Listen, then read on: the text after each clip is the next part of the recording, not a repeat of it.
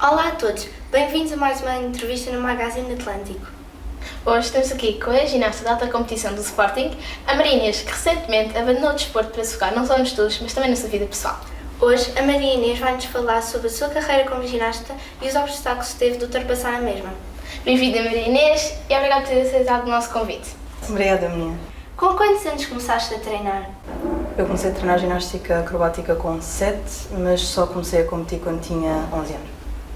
Alguém que tenha te influenciado na escolha deste desporto?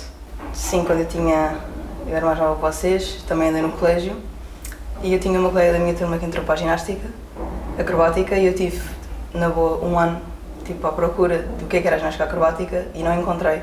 Encontrei artística, encontrei rítmica, andei imenso tempo à procura e depois encontrei nos Redondos a ginástica acrobática e foi aí que eu entrei.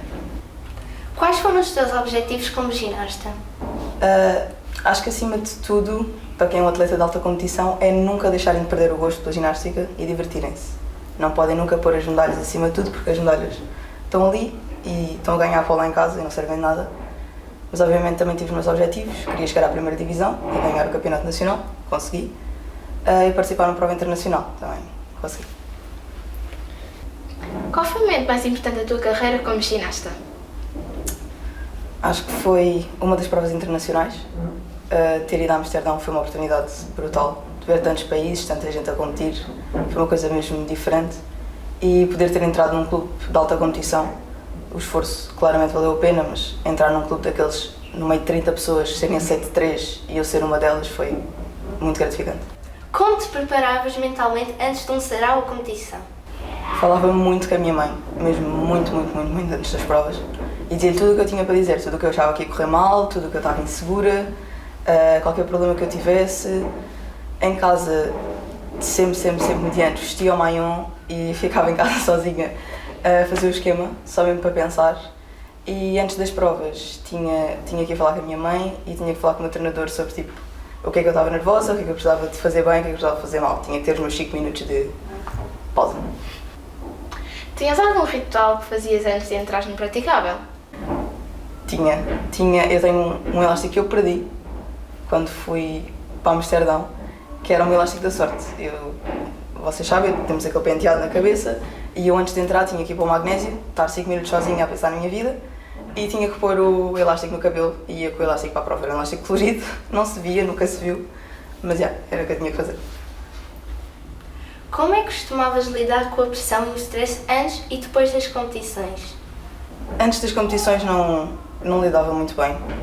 Tinha sempre os treinadores à vossa volta com aquela pressão em cima de tens que fazer bem, tens que ganhar, tens tudo. Nunca houve aquelas oportunidades antes da prova de relaxar, estávamos sempre com aquela pressão em cima. Mas acho que depois era chegar a sentar-me, ver a nota e pensar, ok, foi bom, não foi mal. E depois ir falar com as minhas bases, ir falar com a minha mãe e relaxar tudo o que eu tinha para relaxar, mandar cá para fora tudo o que eu tinha para mandar. Era a base de muito falar. Qual era a parte mais desafiadora dos teus treinos ou competições? Era sair das aulas, direto para o treino e ficar lá a treinar 6 a 8 horas. Chorava imenso, cansava-me imenso, mas valia a pena. E passar aos... Nunca houve grande stress, acho mesmo que o problema era mesmo os treinos e as competições. Era treinar tanto tempo e não ter tempo para fazer a minha rotina. A minha rotina era casa, escola, treino, voltar para casa às 11 da noite. Era tudo assim. A ginástica exige muito corpo. Como lidaste com as lesões e as recuperações? Eu tive 2 lesões muito graves. Parti 2 vezes o braço. E só consegui lidar com isso, porque tive um acompanhamento muito bom, médico, muito bom, por causa do clube que eu treinava, e por causa dos meus pais, porque todos os dias, depois do treino, eu saía às 11 da noite do treino se fosse preciso, os meus pais vinham comigo até Sintra para ir fazer fisioterapia, particular porque fisioterapia normal eu não conseguia por causa dos meus horários, e foi assim que eu recuperei. Foi 8 meses depois do treino às 11 da noite, sair para Sintra, fazer fisioterapia particular porque não tinha tempo para fazer normal. De que forma lidavas com os teus erros no sarau ou competições? Não lidava, eu sempre fui muito mal a lidar com o stress e com as falhas e acho que a única forma que eu lidava era, no fim, eu chorava imenso. Eu e toda a gente que falhava, que coisa, e depois íamos encher. Eu sentia mal de falhar, eu sentia mal de fazer as coisas mal, então ia para o meu cantinho fazer a minha preparação física e encher um bocadinho para ver se na próxima já não falhar. Existiram momentos em que pensaste em desistir. Como os superaste? Houve 3 momentos que eu pensei mesmo em desistir. Foi quando eu parti a primeira vez o braço, porque eu estava no auge da minha carreira, mas depois veio a pandemia, eu cresci imenso em 9 meses e quando eu voltei, obviamente já estava mais pesada e não era muito aceite na ginástica voltar com aquela altura e com aquele peso, não foi fácil. E nessa altura tive uma pressão brutal dos meus treinadores, entrei numa dieta mesmo péssima e nessa altura eu pensei mesmo em desistir.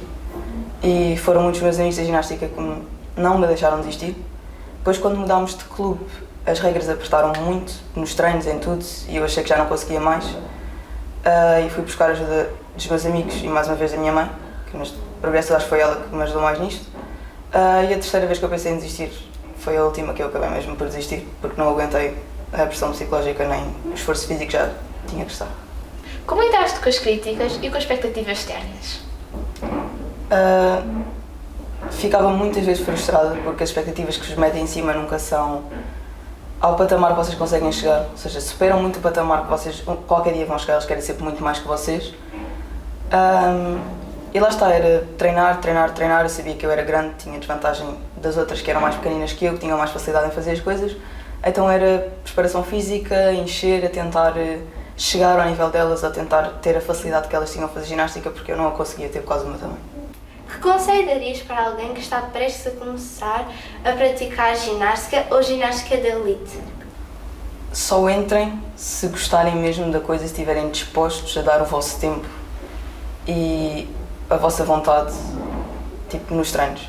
Tenho o exemplo da Catarina, que entra nos treinos com um sorriso na cara, faz o esquema com uma felicidade brutal e acho que é isso que é muito preciso na ginástica. Se vocês não tiverem a vontade, se vocês não souberem pôr tudo de vocês no praticável, não vale muito a pena, porque a ginástica é mesmo uma coisa que vocês só podem fazer se gostarem, se quiserem, se estiverem motivados para.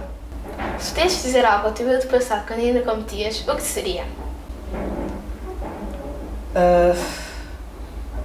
Para não deixar ir abaixo nos momentos mais fracos, para não desistir quando eu desisti, porque não valia a pena, devia ter continuado.